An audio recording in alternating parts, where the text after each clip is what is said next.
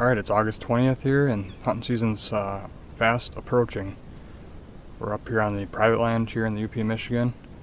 This is where I've been hunting the last 3 years. It's a family friend property.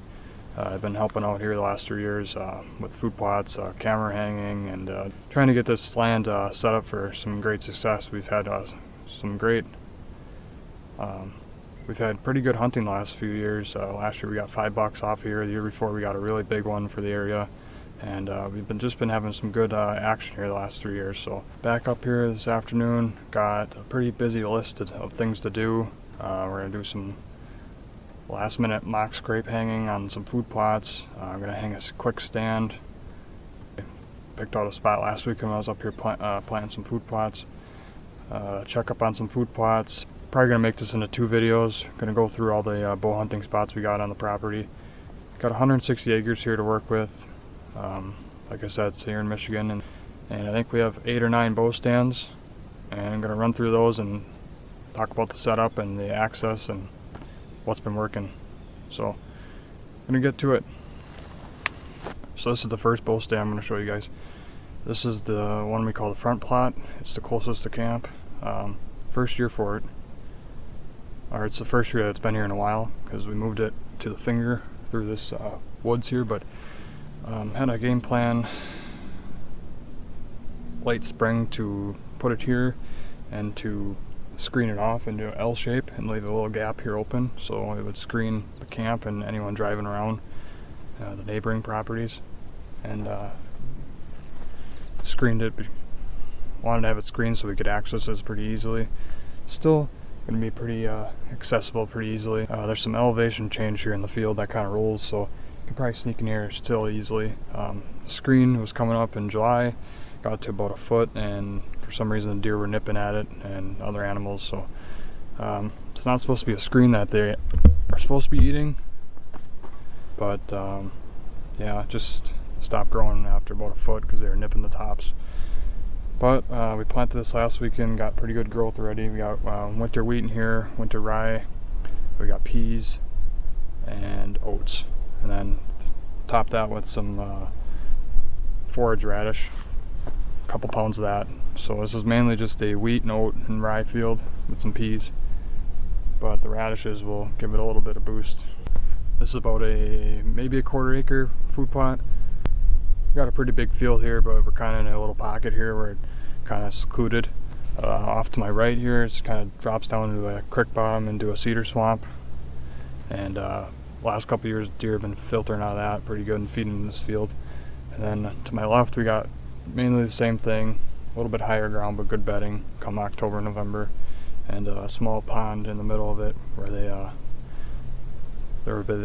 they've been drinking quite a bit. We got another stand hung on that, we'll show you later. But yeah, it's a pretty good spot. They filter in and out, and got a lot of bedding all around it. Should be a pretty good spot this fall. I just sneak down the edge of that tree line there and kind of make an L and then hop right into the stand. Just hung the stand this year, ran the edge, so about 20 feet up.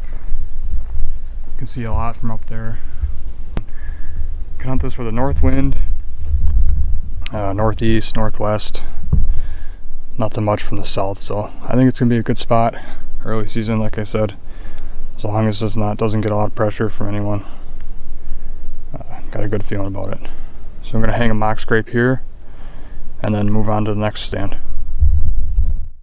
Okay, this next spot I'm probably most excited about this year. It's a spot we call the kill plot. This is the first year that we got it tilled finally. It's a little opening in the middle of the woods here, just in the woods off this finger field.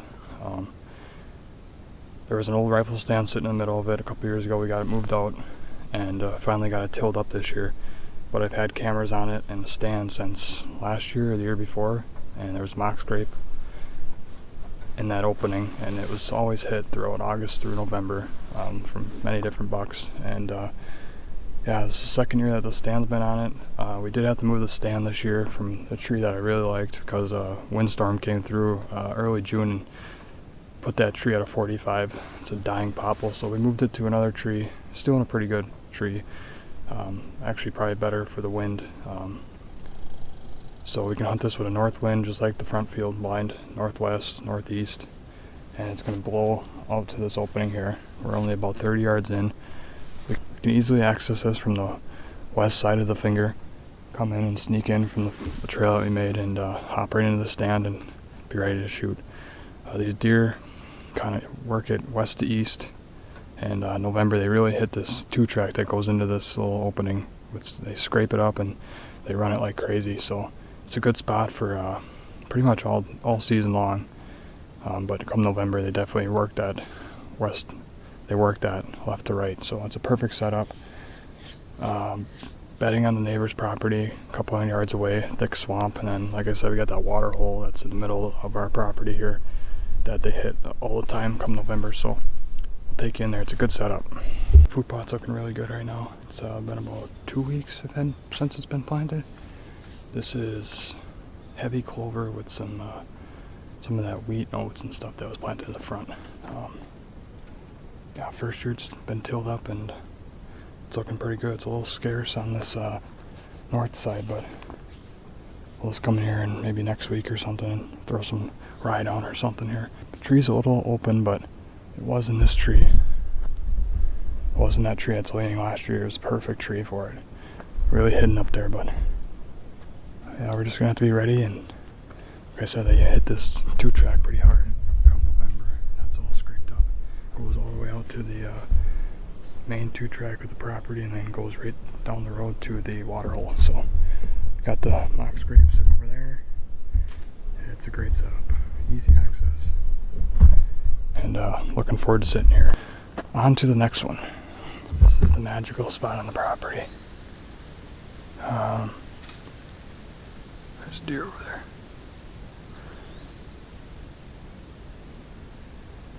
It's the worst access spot, but can't beat it up too much. We've had 6 opportunities in 3 years at this stand. Brian killed a buck we called King. That was the biggest buck that's been shot at this camp in 2020, and we got 2 other ones down, 2 other 8s down, and 3 other opportunities. Like bad access, like I said, you gotta walk probably over 100+ yards through the hardwoods once you leave the 2-track. But it's a great spot once you're in it. Deer seem to never catch us in the stand or wind us. It's a great setup. Kind of on top of you're on the way west side of the ridge, on top of a knob, kind of looking down into a bowl, and there's a cornfield to the north. Big trail that runs north to south on top of this ridge. That's like 12 yards from the stand. And Brian killed his 8-pointer last year running this one in November 1st. We're going to try not doing anything with bait this year at the stand. I hung a mock scrape right behind the camera here about a month ago. This was a baited stand, but we're going to try not baiting it this year and see what happens. I got to change the camera and I want to get out of here pretty fast. So this is the spot. It's called the Ridge Post. Moved it here about 3 years ago, I believe. And it's our best blind, killing wise. All the big bucks show up on this camera. So, like I said, we got a cornfield north, and they're on the top of this ridge, or they come in and check for does in the bait pile. And next stand I'll show you is we just hung this year because when you're sitting in this stand and you turn around, you see bucks cruising the swamp edge on the other side of the ridge. So this spot's perfect for a north wind, northwest wind, perfect, blowing back towards 2-track.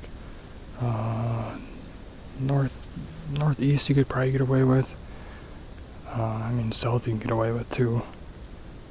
But we mainly hunt this with a north wind, anything north. They come from the northwest, north they come off that cornfield that's planted. So I'm going to change the batteries in this camera and get out of here. So this is going to be the last stand setup on this video. So I said I was excited to hunt the kills. So I said I was excited to hunt the kill pot stand this year the most, I think. But this one has probably got me the most excited. This is a new stand hung about a month ago. It's on the opposite side of the ridge of where the last spot we looked at was. It's facing east. This is a new spot for this year. because the last couple of years when you're sitting in that ridge spot on the other side looking east from behind, there's bucks that are cruising this edge of the swamp.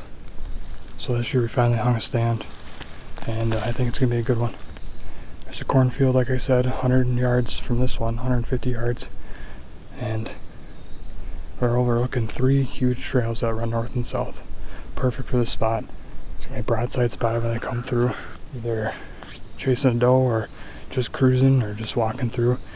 There's a water hole